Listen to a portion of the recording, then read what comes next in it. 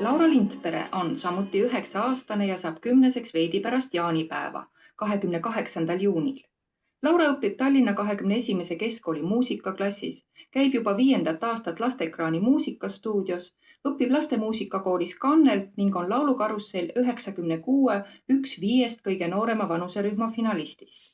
Aga mitte see pole kõige tähtsam. Hoopis olulisem on see, et ükskõik, mida Laural ka parasjagu teha poleks vaja, teeb ta seda ikka suure hoole ja armastusega, heatujuliselt ja säravate silmadega.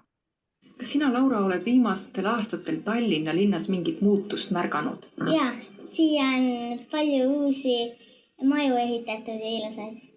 Kas sulle endale meeldivad sellised moodsad majad või sellised vanad majad? Niisugused vanad majad, aga mis on ilusaks tehtud. Selge. Ja kui sa ise ükskord saaksid endale elamiseks valida mis tahes koha ja mis tahes maja, missugune see võiks olla? Kindlasti ilus, siis kuskil järve või kuskil veekogu ääres, nagu mets oleks kõrval. Nii et sind kisub ikka natukene sinna maakanti ja metsakanti. Selleks on sul õige mitu põhjust. Maal mul kogu ratsutan, mul on oma ratsahobune, tema nimi on Killu ja siis alati, kui ma oma tuttavate juures käin, siis kogu aeg ratsutan tema. Kuidas nii väike tüdruk ühe niisuguse ratsahobuse selga üldse saab? Kas sul on redel kaasas alati või? Ei, mõnikord aidatakse, kui ma ei saa, aga üldiselt on väikene, mitte suur. Ja siis oli sul seal ühel suvel veel üks loom. Jaa, mul oli sokk. Sealt tema sain ma ka nende tuttavate juurest. Aga ta viidi meilt ära. Oota, aga see sokk elas vahepeal lausa sinu suvilas või? Jaa. Toas elas või? Ei, õues. Ta oli ketiga kinni.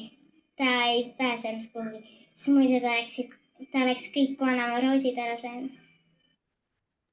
Pean tunnistama, et see tüdruk on mulle küll kuidagi tuttav. Pole ka mingi ime, sest laulukarussellil 96 5–7-aastaste vanuserühmas laulis Laura end finaali ja täna on ta otsustanud uurida, mis on mõisa metsa taga. Hanna-Liina, kas sina tead, mis on mõisa metsa taga? Oleneb mõisast, aga mis on selle mõisa metsa taga, millest Laura kohe laulma hakkab, selle saame teada, kui kuulame ära Mart Siimeri laulu, mille tekst on kirjutatud Karl Ristikivi järgi. Minul jääb vaid lisada, et laulukarusselliks aitas Laural valmistuda Tallinna 21. keskkooli muusikaõpetaja Mare Maasik.